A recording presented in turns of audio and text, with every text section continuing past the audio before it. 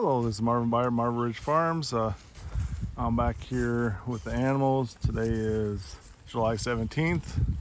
We're going to be I'm going to be moving them shortly.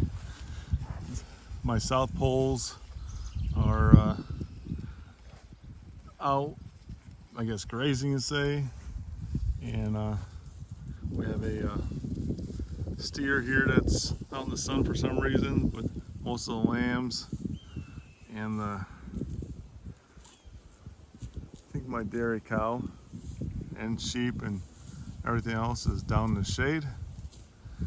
But I was kind of walking through, see how it looks through here. I'm going to be moving them, of course, pretty shortly. We've been having a lot of smoke lately from the Canadian fires. Some days, like earlier today, you could walking out here and well, I wasn't walking out here, just looking back, and you could barely see anything because it was so smoky, and it smelled like burnt plastic when you walk outside. At least that's what I thought it smelled like.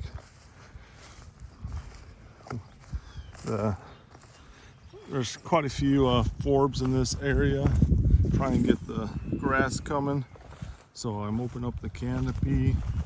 There's quite a little grass, short grass down here. A lot of clover, but mostly forbs in here, so trying to get a lot of trampling and see if I can get some of this grass going. I did plant some grass seed down here this spring, I would say it was, and other forbs. Planted some native grasses and also planted some I think it was orchard grass in here. So we'll see what happens. But it's probably around over 100 degrees. For some people it's not hot. As you tell, my South Poles are enjoying it, but they don't mind it as bad as compared to sheep and our dairy cow, and I don't know if they mind it or just get used to it. I mean, they are slick hided. South Poles are. They're meant for heat tolerant. So I'm not really sure why the steer's up here. He's pitch black. My dairy cow. I was going to sell him today, but it was way too hot to sell him, I thought. So we'll wait again.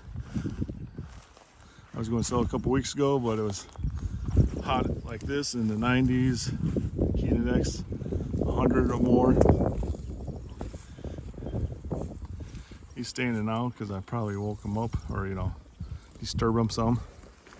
Here's a steer we're keeping for eating, and I have another steer back there keeping, and another steer that we're going to be selling. So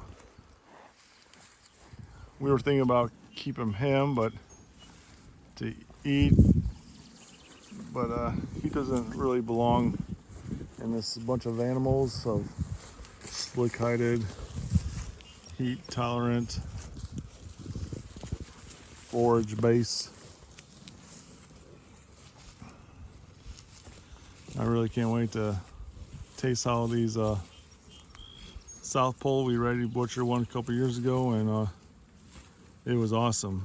And now we're buying meat at the grocery store now, and just not the same. That's all I'm saying. There's something different about home raised compared to the store.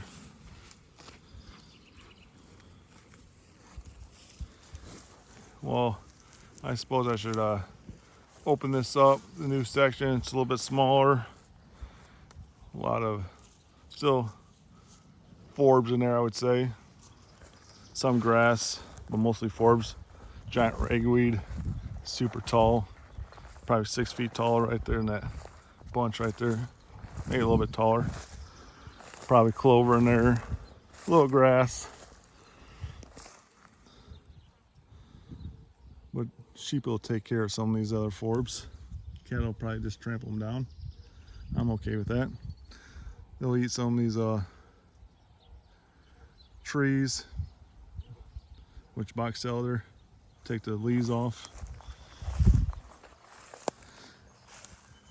And we'll start a new area and hopefully a cool off. Like I said, I don't know if I said, I'm having the animals go back and shade if they need it. And after this paddock tonight, they'll be going on the other side of the hill, and there's always shade back there. Slowly working to make trees in here. You can tell there's two right there. Not very big yet. I really like this valley of all the trees in there. So hopefully once this gets really established with trees, I like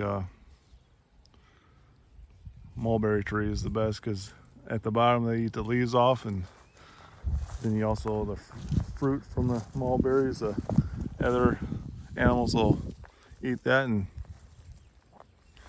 diversity is key for having a pasture. I was hoping to do chickens back here, but time gets away from you. So I hope everybody has a wonderful day. Like, subscribe, comment, great, appreciate it, and talk to you later.